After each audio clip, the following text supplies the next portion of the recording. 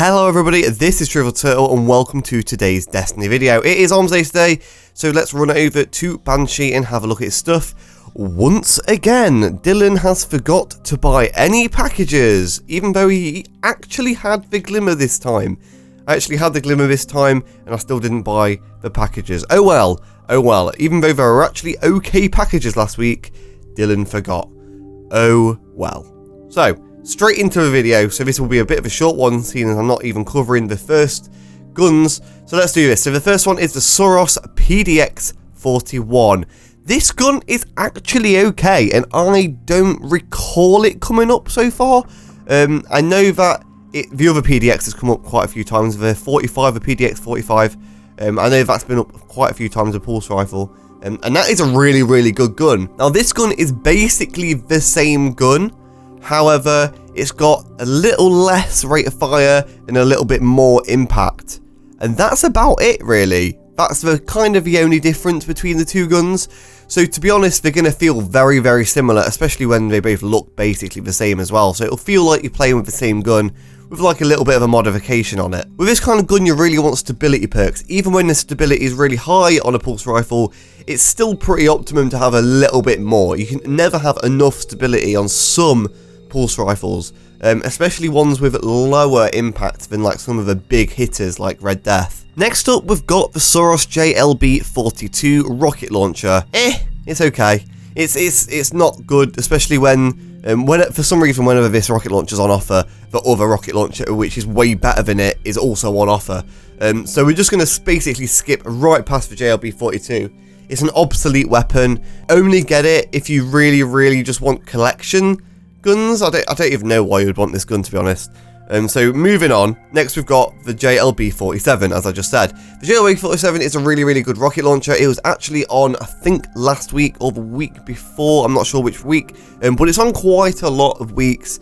So if you haven't got it already, then pick it up. It's a really good gun, solid rocket launcher. With the right perks, this can be a monster, especially if you haven't got something like Truth and you just want to run around with a rocket launcher willy-nilly. Obviously, it's a rocket launcher, so you want things like grenades and horseshoes and blast radius perks, velocity perks, things like that, and you should be set to go. Onto our penultimate gun here, we've got the Strongbow D. Good gun, good shotgun, like really good shotgun. It's got really good stats. For saying that, it's just a random shotgun you can get off Banshee. Obviously, if you do have the conspiracy theory, then you don't really need this gun, but it's still a really strong gun, and I still play around with the Strongbow D from time to time, even though I have a conspiracy theory. The Strongbow D, you can get some pretty nifty perks on it, which makes it a little bit more unique. You can actually use this and get different rolls on it, rather than the conspiracy theory where you get one of it and you can't really do anything else with it. With a Strongbow D, you obviously want range perks. You obviously want a little tiny bit extra impact if you can get aggressive ballistics, things like that. That's the kind of things you want. You want rangefinder, things like that. You want shotgun perks, typical shotgun perks, and you should be set for the Strongbow D. Finally, we have got the Tamar D from Hockey. This is a bad sniper rifle, really bad sniper rifle. I can't even candy floss this. It's really bad. It's like exactly the same as the Irene. Well, not really exactly the same, but it's just worse in every way of the Irene, except for range and a tiny bit of rate of fire, which are two perks which aren't necessary to sniper rifles. Yes, the rate of fire is really nice to have on a sniper rifle, but not when the impact is so low. It makes this gun really fall short of what a sniper rifle can be. It's such a shame that a lot of sniper rifles in the Taken King are this bad, but that's just the way it is, and then we've just got to deal with it. If you do pick up this gun, make sure you do pick up some stability perks and stuff like that, and that's kind of the only help you can get for this. But that is all of this week's guns, all 5 of them. So I'm going to go through my top 3, starting at number 1. We're going to go with the PDX 41, mainly because it's a pulse rifle. Pulse rifles are still good even though they got nerfed, and it's just a really good gun in general. If it's anything like the PDX 45, it's going to be a good gun. In second place, I'm going to go with the Strongbow D. Good shotgun.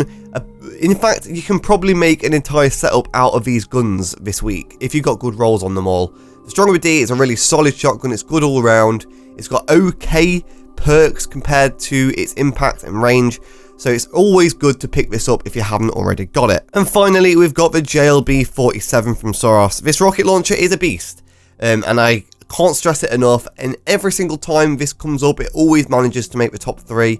In fact, last week, it made top 1. It was a first place winner because all the guns were pretty terrible last week. But yeah, that is my top 3, and that is my Armsday. Hopefully I remembered. Right, I'm just going to do it. I'm going to buy them now, just so I don't forget. Buy it. There, I didn't forget. Done. Right, so next week I will actually have some guns to go over the perks for. So if you did enjoy this video, please do leave a like below, subscribe, all that jazz, and I will see you in my next video. Goodbye, Guardians.